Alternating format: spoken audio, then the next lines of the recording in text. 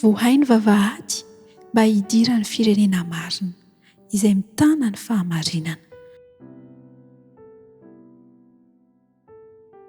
Miarabantsika ary namako malala amin'ity feonantsika ity. Kopakopa tanana re, arabaina ianao, sady tafahoana eto isika, tafahoana ihany koa amin'ny andro masin'Andriamanitra. Fiarabana any amin'ilay fonenana any an-danitra. Izany no loha hevitra ataontsika androany. Fifampiarabana atao any an-danitra. Ao amin'ny Isaia 4:22. Zao no mbarany tenin'Andriamanitra. Vohay ny vavahady mba hidira ny firenena marina izay mitana ny fahamarinana.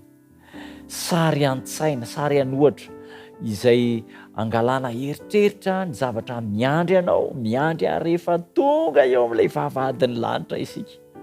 Mijoro ny anjely, Jesosy Kristy eo, dia manonona ny anaranao, midira amin'ny vavahadin'ny lanitra, midira.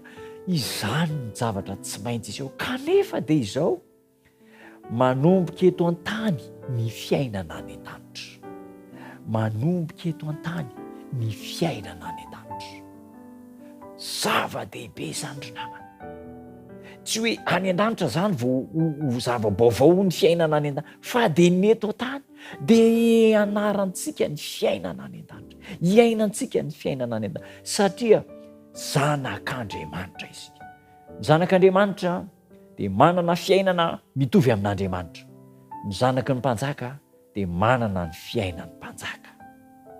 Zava-dehibe zany.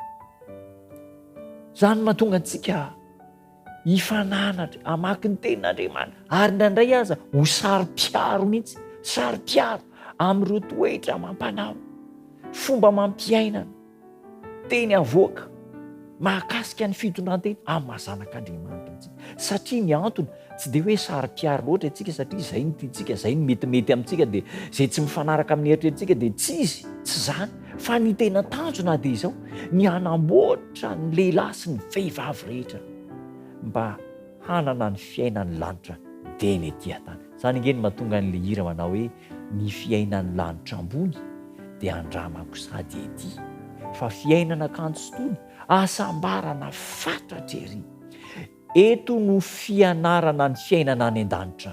Rehefa zatra miaina ny fiainan'ny lanitra eto, dia zatra miaina ny fiainana any an-danitra. Anisan'ireo fanandramana iainana any an-danitra ny fifankatiavana, ny firaisampo madio, ny fiainan'ny mpiaramonina feno firindrana, miaraka amin'ireo anjely voatà, miaraka amin'ny olona mahatoky hatramin'izay, ny firindrana miaraka amin'ireo firalahiana masina, firalahiana fifankatiavana, mifamatotra tahaka ny hoe brala, penada, brava, vraitampo, tsy azo sarana.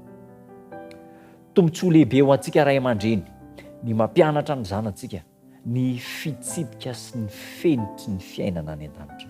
Ary mitantana ireo zanantsika, mitantana ny ankonantsika, mananatra azy, indraindray mety mafimafy mihitsy azy, mampahery azy ireny hoe zao no fomban'ny lanitra, zao no hiran'ny lanitra, zao no fitafin'ny lanitra, tsy any am-piangonana ihany fa amin'ny toerana rehetra izay alentsika, dia mba ho hita taratra eo amintsika ny fiainan'ny lanitra. Toe-tsaina manao ahoana? Toe-tsain'ny fitiavana, toe-tsain'ny fankatoavana, toe-tsain'ny fanoavana, toe-tsain'ny firalahiana.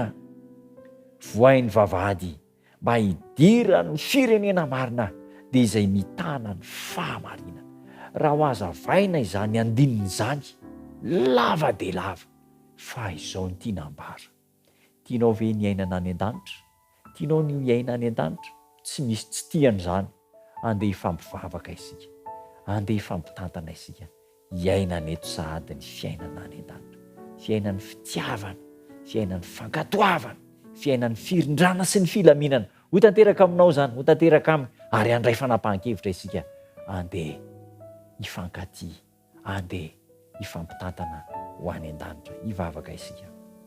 Tombo tsara misaotra anao zay, mampianatra anay lesona lehibe ianao. Zanakao zay, olona ny fidinao, natsanganao, nitenenina hoe zanako malalako izay sitrako, ny tsirairay avy aminay, ampianaro ny fiainanao zay Andriamanitra mba hiainanay sahady ny fiainana any an-danitra dia ny ety an-tany. Amasino ny fiainanay, ny fonay, ny toe-tsainay tsirairay avy amin'ny anaranao Jesosy Tompo. Amen.